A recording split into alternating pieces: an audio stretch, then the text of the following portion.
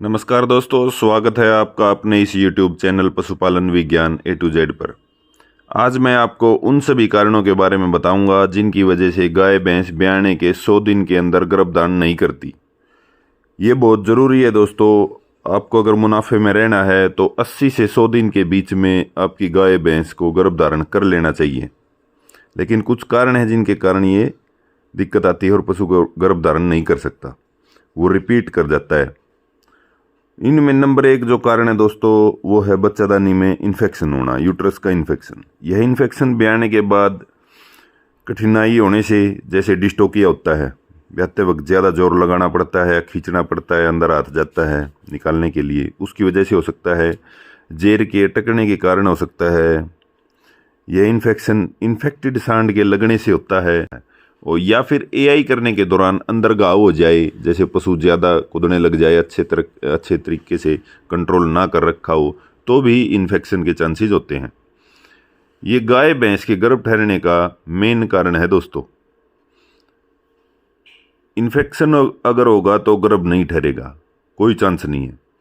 ये ऐसा सिस्टम है यूट्रस का, अंदर बिल्कुल क्लीन होगा इन्वायरमेंट, तभी वो गर्भ ठहरेगा, वरना ठहर ही नहीं सकता।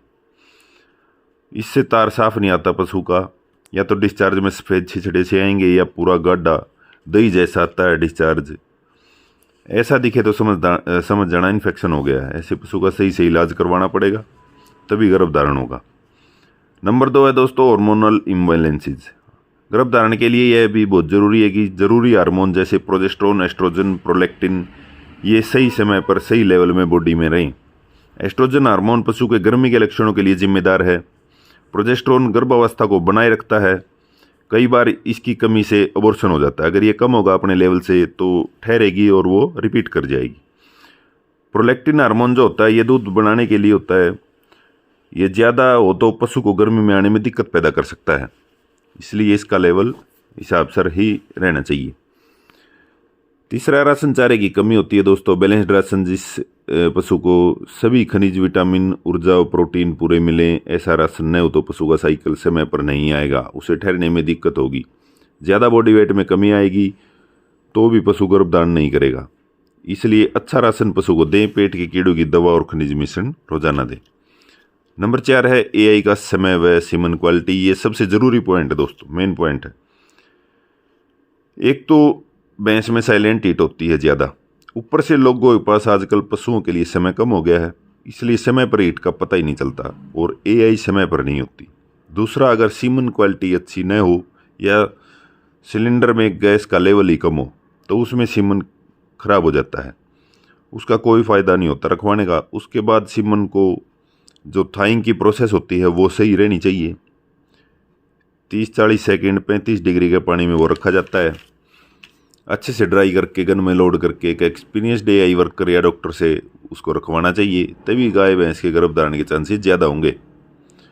दोस्तों, ये थे मेन 4 कारण जिनकी वजह से आपकी गाय भैंस 80 से 100 दिन में गर्भधारण नहीं करती, लेट हो जाती है, काफ़ी लेट हो जाती है। इन बातों को ध्यान रखोगे तो आपको फ़ायदा होगा। अच्छा राशन दो पशु को, सुबह शाम कम से कम आधा घंटा देखो हीट के लक्षण तो नहीं है, और हीट में आने के बाद 12 से 18 घंटे में एआई करवाओ, और एआई 12 घंटे के अंतर पर 2 बार करवाओगे तो आपको ज़्यादा फायदा रहेगा।